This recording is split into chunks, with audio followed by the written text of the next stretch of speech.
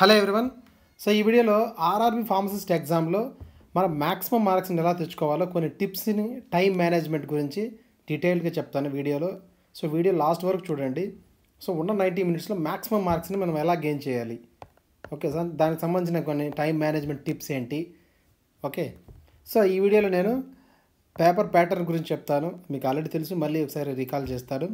Next ideal time allocation.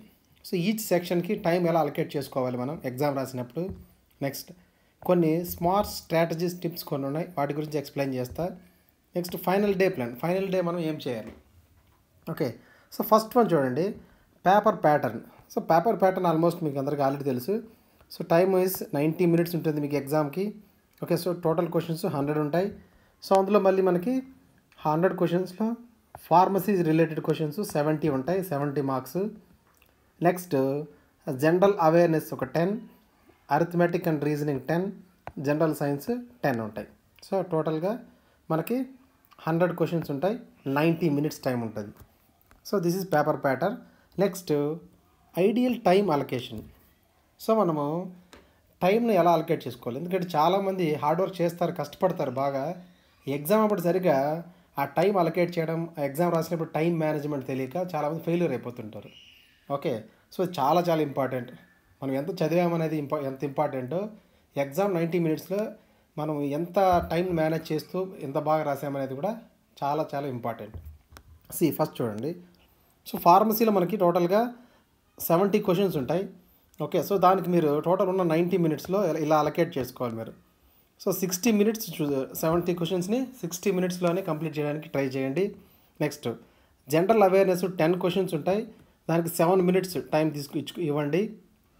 Next arithmetic and రీజనింగ్కి 10 questions ఉంటాయి, దానికి 10 minutes time ఇవ్వాలి. ఎందుకంటే ఫార్మసీ క్వశ్చన్స్ కానీ జనరల్ అవేర్నెస్ క్వశ్చన్ కానీ డైరెక్ట్ క్వశ్చన్స్ ఉంటాయి, జస్ట్ లైక్ థియరీ చదువుతాము, ఆన్సర్ తెలిస్తే పెడతాం, లేదంటే లేదు, ఎక్కువ టైం తీసుకోవచ్చు. సో అరౌండ్ ఒక 45 సెకండ్స్ సరిపోతుంది మనకి. బట్ అరిథమెటిక్ రీజనింగ్కి మనకు టైం అలా సరిపోదు. సో అరిథమెటిక్ రీజనింగ్ అనేది క్యాలిక్యులేషన్ పార్ట్ ఉంటుంది, జస్ట్ లైక్ మ్యాథమెటిక్స్ లాగా. సో కాబట్టి 10 క్వశ్చన్స్కి 10 మినిట్స్, అంటే ఈచ్ క్వశ్చన్కి 1 మినిట్ లెక్కన మీరు కొంచెం ఎక్కువ టైం ఇవ్వాల్సి ఉంటుంది. నెక్స్ట్ జనరల్ సైన్స్ ఉంది. సో జనరల్ సైన్స్కి 10 క్వశ్చన్స్ ఉన్నాయి, 7 మినిట్స్ సరిపోతుంది. ఎందుకంటే జనరల్ సైన్స్ క్వశ్చన్స్ అంటే direct questions, just like theories కదా. సో ఆన్సర్ తెలిస్తే డైరెక్ట్గా పెట్టచ్చు, లేదంటే లేదన్నట్టు అంతే. సో మనకి 7 మినిట్స్ అంటే అరౌండ్ ఒక 40 సెకండ్స్ ఆర్ 45 సెకండ్స్ టైము సరిపోతుంది ఈచ్ క్వశ్చన్కి, ఓకే. సో వీటన్నిటికీ లైక్ ఫార్మసీకి, general awareness, arithmetic, reasoning, general సైన్స్కి మనకు 84 మినిట్స్ టైం అవుతుంది, ఓకే. సో రిమైనింగ్ మనకి 90 మినిట్స్లో 6 మినిట్స్ టైం ఉంటుంది కదా. ఆ 6 మినిట్స్లో మనము టైం ఫర్ రివ్యూ. సో మనము ఏదైనా మళ్ళీ క్వశ్చన్స్ని బ్యాక్ వచ్చి కొన్ని ఏదైనా తెలియని క్వశ్చన్స్ మనం రివ్యూ ఆప్షన్ ఇచ్చుకున్నవి ఇంకొకసారి రివ్యూ చేసుకోవడానికి లాస్ట్ 5 మినిట్స్ కానీ 6 మినిట్స్ కానీ టైంని పెట్టుకోండి.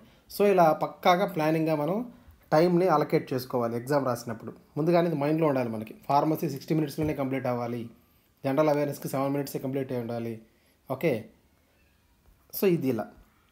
నెక్స్ట్ వన్ కొన్ని స్మార్ట్ స్ట్రాటజీ టిప్స్ ఏంటి. సో టిప్ 1 చూడండి, attempt pharmacy questions first. So యాక్చువల్గా మీరు మన ఫార్మసీ సబ్జెక్ట్ క్వశ్చన్స్నే ఫస్ట్ అటెంప్ట్ చేయాలి, ఎందుకంటే మనం ఫార్మసీలో స్ట్రాంగ్గా ఉంటాం కాబట్టి. సో కాబట్టి ఫస్ట్ అటెంప్ట్ చేయాల్సింది ఫార్మసీ క్వశ్చన్స్ని. సో మనకు ఆన్లైన్ ఎగ్జామ్లో 2 ఆప్షన్స్, 2గా స్ప్లిట్ ఉంటుంది. ఒకటి జనరల్ స్టడీస్ క్వశ్చన్స్ 30 క్వశ్చన్స్, ఇంకొకటి ఫార్మసీ క్వశ్చన్స్ అని 2 ఆప్షన్స్ ఉంటాయి. మీకు ఆల్రెడీ నేను వీడియో చేశాను ఆన్లైన్ క్వశ్చన్ ఎగ్జామ్ ఎలా రాయాలని. అందులో మీరు ఫస్ట్ వెళ్ళగానే ఫార్మసీ మీద క్లిక్ చేసి ఫార్మసీ క్వశ్చన్స్ని ఫస్ట్ అటెంప్ట్ చేయండి, ఎందుకంటే ఫార్మసీ క్వశ్చన్స్ మనం స్ట్రాంగ్గా ఉంటాం.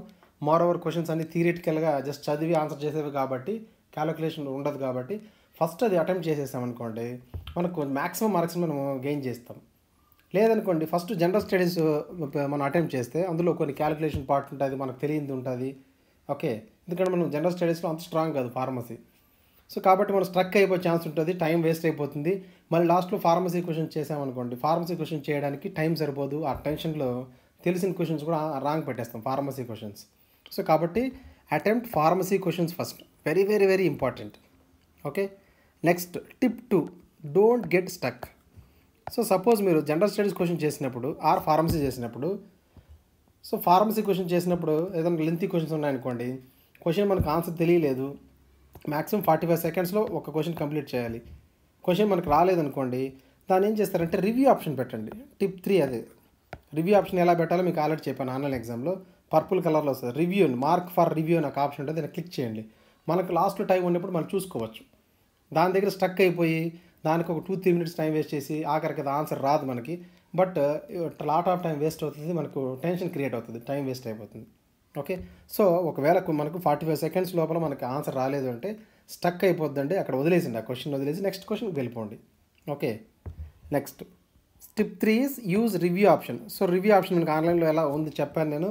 సో మనం ఆన్లైన్ ఎగ్జామ్ రాసినప్పుడు మార్క్ ఫర్ రివ్యూ అని ఉంటుంది, ఆ మార్క్ ఫర్ రివ్యూ మీద క్లిక్ చేసి మనకు పర్పుల్ కలర్లో ఉంటుంది ఆ క్వశ్చన్. మళ్ళీ లాస్ట్లో మనం ఆ క్వశ్చన్ మీద క్లిక్ చేస్తే పర్పుల్ కలర్ మీద మనకి ఏదైతే మనము మార్క్ ఫర్ రివ్యూ పెట్టామో, అంటే రివ్యూ కోసం పెట్టామో, ఆ క్వశ్చన్స్ అన్ని పర్పుల్ కలర్లో కనిపిస్తుంటాయి. సో వాటిని మనం క్లిక్ చేసి డైరెక్ట్గా లాస్ట్ 5 మినిట్స్ చెప్పాను కదా, 5 to 6 మినిట్స్లో ఆ క్వశ్చన్స్ని అటెంప్ట్ చేయాలి. నెక్స్ట్ టిప్ 4, నెగిటివ్ మార్క్స్ వీలైనంత వరకు అవాయిడ్ చేయాలి, నెగిటివ్ మార్క్స్ రాకుండా. ఎగ్జాంపుల్కి ఏమంటే ఒక క్వశ్చన్కి మనకు కంప్లీట్లీ ఆన్సర్ తెలియదు, ఊరికి గెస్ట్ చేసి అయితే పెట్టద్దండి. గెస్ట్ చేసి పెడితే ఎందుకంటే మనకు ఇక్కడ 1/3 నెగిటివ్ మార్క్స్ ఉన్నాయి. అంటే 3 క్వశ్చన్స్ రాంగ్ అయితే 1 మార్క్ మనం లాస్ అవుతాం. సో చాలా ఇంపార్టెంట్, నెగిటివ్ ఉన్నప్పుడు మనం మార్క్స్ని నెగిటివ్ని మేనేజ్ చేయాలి. సో కాబట్టి ఏ క్వశ్చన్కి అయితే మీకు ఆన్సర్ తెలియదో గెస్ట్ చేసి అయితే పెట్టద్దు, ఆ క్వశ్చన్ జస్ట్ వదిలేసేయండి, ఆన్సర్ చేయొద్దు.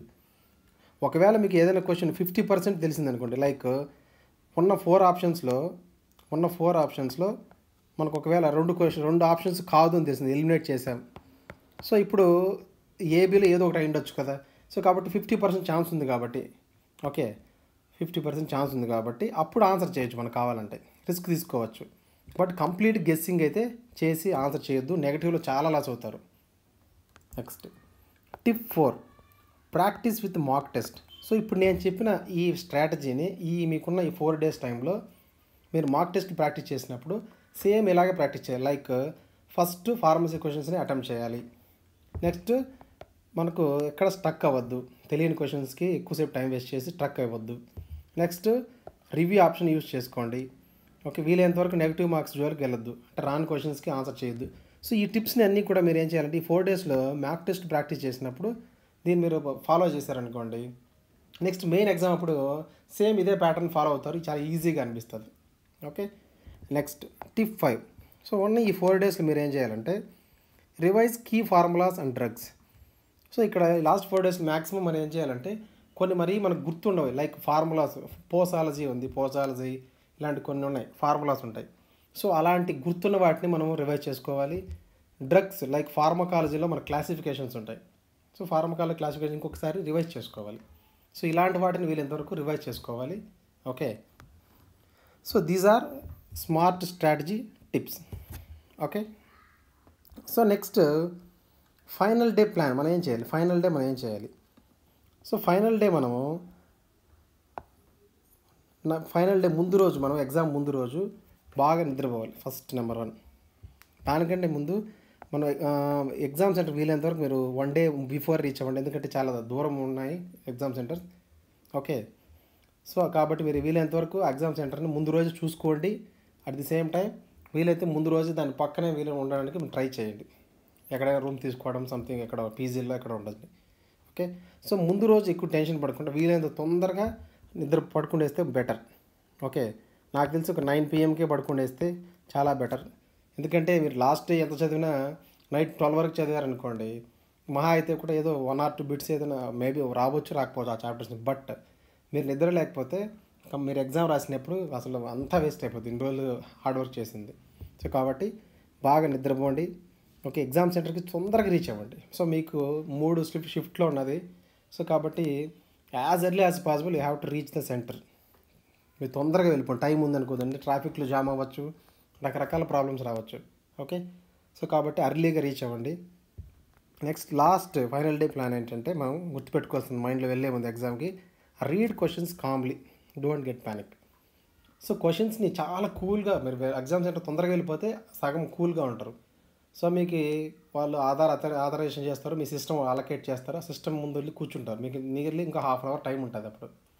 ఓకే, వాళ్ళు 1/2 hour 45 minutes 1/2 hour ముందే మీకు అలౌ చేస్తారు కాబట్టి వెళ్ళి ప్రశాంతంగా కూర్చోండి సిస్టమ్ దగ్గర, ఏం థింక్ చేయొద్దండి. వెరీ కూల్గా కామ్గా అలా ఉండండి. ఓకే, నెక్స్ట్ క్వశ్చన్స్ని చాలా కూల్గా చదవండి. ఆత్రమాత్రంగా చదివి హరీబరీగా చదివారనుకోండి ఖచ్చితంగా మీరు ఆన్సర్ రాంగ్ పెడతారు. సో క్వశ్చన్ కామ్గా చదవండి. ఒకవేళ ఆ క్వశ్చన్కి ఆన్సర్ రాలేదనుకోండి, సో ప్యానిక్ అవ్వాల్సిన అవసరం లేదు. మనకు ఉన్న 100 క్వశ్చన్స్ని ఆన్సర్ చేయాలని లేదు. ఓకే, సో మనం ఒకవేళ అన్నీ చేయాలనుకుంటే మాత్రం ప్యానిక్ అవుతారు, వచ్చిన క్వశ్చన్స్ కూడా రాంగ్ పెడతాం. ఓకే, సో క్వశ్చన్స్ని కామ్గా కూల్గా చదవండి, ఆటోమేటిక్గా ఆన్సర్ వస్తుంది. ఓకే, రివ్యూ ఆప్షన్ మర్చిపోకుండా పెట్టుకోండి. లాస్ట్ 5 మినిట్స్లో మనం ఏ క్వశ్చన్స్ అయితే రివ్యూ పెట్టుకున్నామో ఆ క్వశ్చన్స్ నెంబర్స్ని ఒకసారి రివ్యూ చేసుకోండి. ఆల్మోస్ట్ అన్నీ కవర్ అవుతాయి. ఓకే, అన్నీ అటెంప్ట్ చేయాలని మాత్రం ట్రై చేయద్దు. ఏదైతే మనకు తెలుస్తుందో పక్కాగా, లేదు 50% తెలుస్తుందో వాటి మాత్రం ఆన్సర్ చేయండి. కంప్లీట్గా తెలియని వాటి జోలికి వెళ్ళొద్దు. నెగిటివ్ మార్కింగ్ ఉంది, అది మైండ్లో పెట్టుకోండి. ఓకే, సో ఐ హోప్ ఈ టిప్స్ అన్నీ కూడా మీకు హెల్ప్ అయ్యి అనుకుంటున్నాను.